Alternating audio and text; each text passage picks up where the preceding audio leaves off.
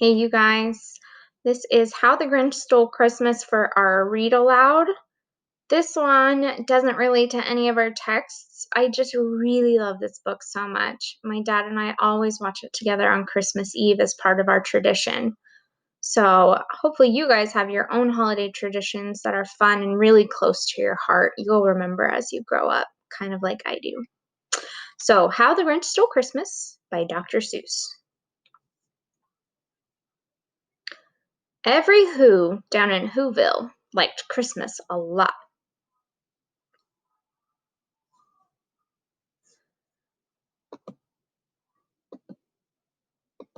But the Grinch, who lived just north of Whoville, did not. The Grinch hated Christmas, the whole Christmas season. Now, please, don't ask why. No one quite knows the reason. It could be his head wasn't screwed on just right. It could be, perhaps, that his shoes were too tight. But I think the most likely reason of all may have been that his heart was two sizes too small.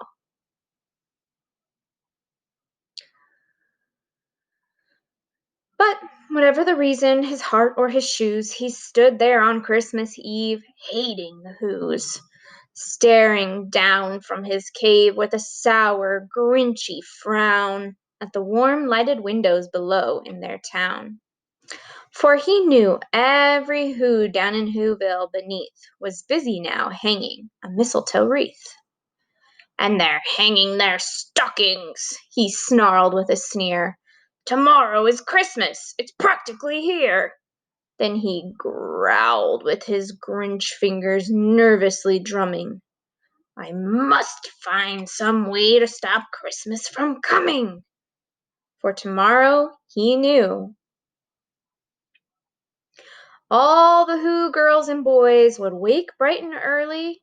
They'd rush for their toys, and then, oh, the noise, oh, the noise, oh, the noise, noise, noise, noise. There's one thing he hates: the noise, noise, noise, noise. Then the Who's young and old would sit down to a feast, and they'd feast, and they'd feast, and they'd feast, feast, feast, feast. They'd feast on Who pudding and rare Who roast beast. Ah, that was something the Grinch couldn't stand in the least. And then they'd do something he liked least of all.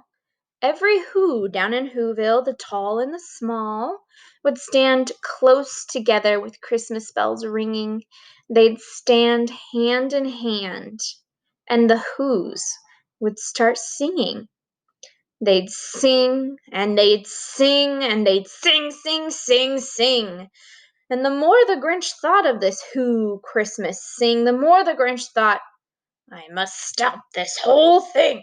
Why, for 53 years I've put up with it now. I must stop this Christmas from coming. But how?" Then he got an idea. An awful idea. The Grinch got a wonderful, awful idea.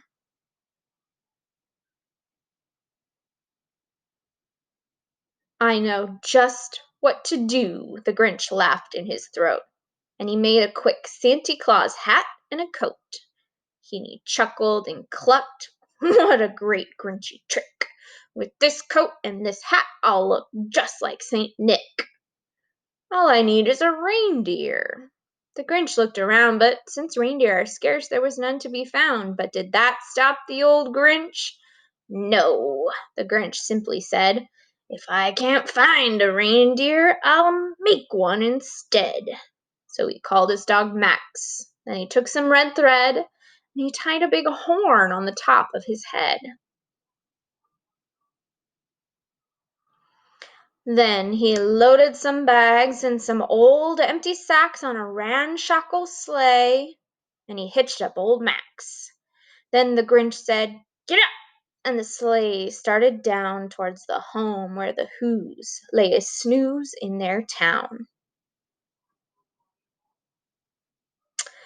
All their windows were dark. Quiet snow filled the air. All the Whos were all dreaming sweet dreams without care. When he came to the first little house on the square. "This is stop number one," the old Grinchy Claus hissed, and he climbed to the roof, empty bags in his fist.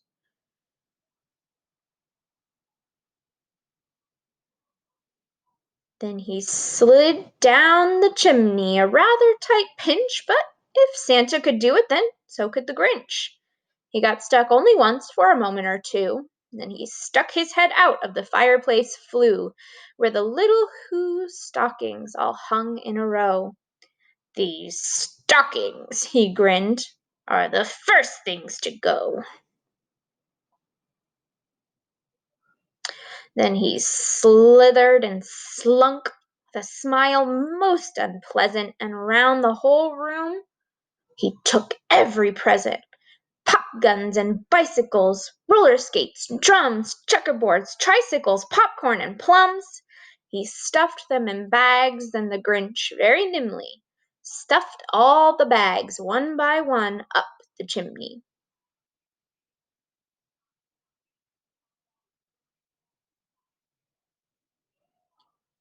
Then he slunk to the icebox. He took the Who's feast. He took the Who pudding. He took the roast beast. He cleaned out that icebox as quick as a flash. Why, that Grinch even took their last can of Who hash.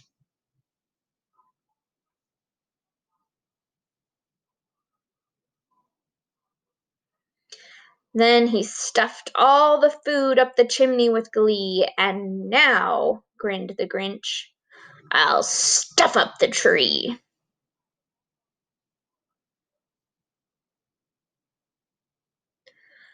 And the Grinch grabbed the tree and he started to shove when he heard a small sound like the coo of a dove. He turned around fast and he saw a small Who, little Cindy Lou who was no more than 2. The Grinch had been caught by this tiny Who daughter who'd got out of bed for a cup of cold water. She stared at the Grinch and said, "Santa Claus, why are you taking our Christmas tree? Why?"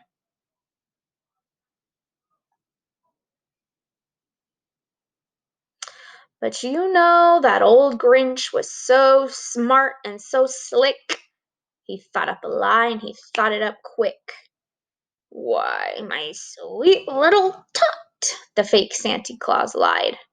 "There's a light on this tree that won't light on one side, so I'm taking it home to my workshop, my dear. I'll fix it up there, and I'll bring it back here." And his fib fooled the child, and he patted her head, and he got her a drink, and he sent her to bed. And when Cindy Lou Who went to bed with her cup, he went to the chimney and stuffed the tree up. Then the last thing he took was the log for their fire. Then he went up the chimney himself, the old liar. On their walls he left nothing but hooks and some wire. And the one speck of food that he left in the house was a crumb that was even too small for a mouse. Then he did the same thing to the other Who's houses, leaving crumbs much too small for the other Who's mouses.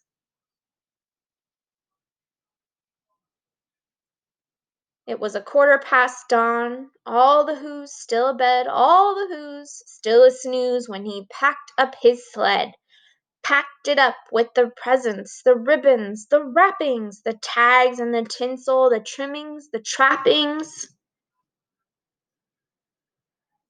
3,000 feet up the side of Mount Crumpet, he rode with his load to the tip top to dump it. "Pooh, pooh," to the Who's, he was Grinchishly humming. "They're finding out now that no Christmas is coming. They're just waking up. I know just what they'll do. Their mouths will hang open for a minute or two, then the Who's down in Whoville will all cry boo hoo." "That's a noise," grinned the Grinch, "that I simply must hear." So he paused, and the Grinch put a hand to his ear, and he did hear a sound rising over the snow. It started in low, then it started to grow. But the sound wasn't sad. Why, this sound sounded merry. It couldn't be so. But it was merry, very. He stared down at Whoville. The Grinch popped his eyes, then he shook. What he saw was a shocking surprise. For every Who down in Whoville, the tall and the small, was singing without any presents at all. He hadn't stopped Christmas from coming. It came. Somehow or other, it came just the same. And the Grinch, with his Grinch feet ice cold in the snow, stood puzzling and puzzling. How could it be so? It came without ribbons. It came without tags. It came without packages, boxes, or bags. And he puzzled 3 hours till his puzzler was sore. Then the Grinch thought of something he hadn't before. Maybe Christmas, he thought, doesn't come from a store. Maybe Christmas, perhaps, means a little bit more. And what happened then? Well, in Whoville they say that the Grinch's small heart grew 3 sizes that day. And the minute his heart didn't feel quite so tight, he whizzed with his load through the bright morning light, and he brought back the toys and the food for the feast. And he himself, the Grinch, carved the roast beast. I love this book so much. I hope you guys had fun, and I hope you have a wonderful winter break. Enjoy